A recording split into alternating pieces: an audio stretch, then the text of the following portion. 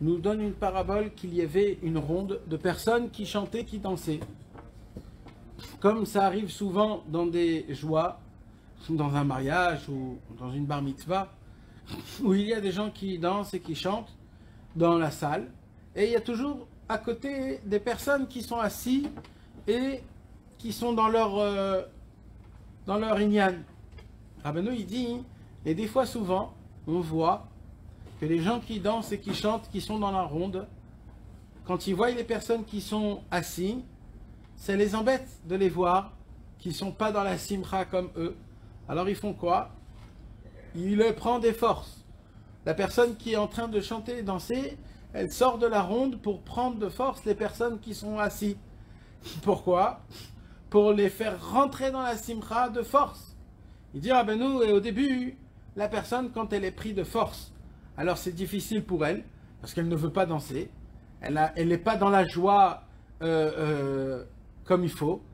Mais par contre, quand elle rentre dans la ronde et qu'elle commence à danser avec tout le monde, alors elle oublie sa tristesse et sa mélancolie et sa lourdeur, et la personne, elle commence à être dans la joie, même que c'était de force.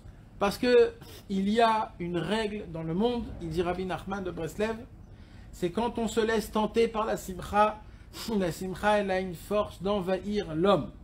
C'est-à-dire, la simcha, c'est une sensation, c'est quelque chose que la neshama, elle a en elle, de base, depuis sa toute première existence, et dans toute l'essence de la neshama, il y a quelque chose qui vibre.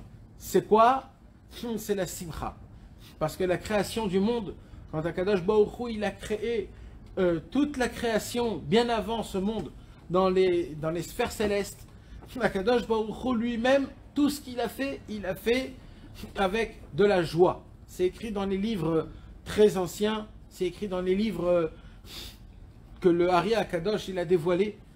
Les explicateurs du Zohar Akadosh, ils nous apprennent quelque chose de très important. C'est que de la façon de comment Akadosh Baruch Hu, il a créé la première création du monde, qui sont les lettres de la Torah, on parle de quelque chose de très très loin dans le temps. Une des choses, des premières que Akadosh Baruch Hu, il a créé, c'était les lettres de la Torah, le Aleph, Bet, Gimel. Et la forme de ces lettres-là, comment Akadosh Baruch Hu les a écrits, comment il les a formés, c'est pas du ou hasard. Il dit, le Hari Akadosh, en rapportant des grands tzadikim de bien avant, d'il y a 700 et 800 ans, que Akadosh Baruch Hu, en fait, il chantait et il dansait. Et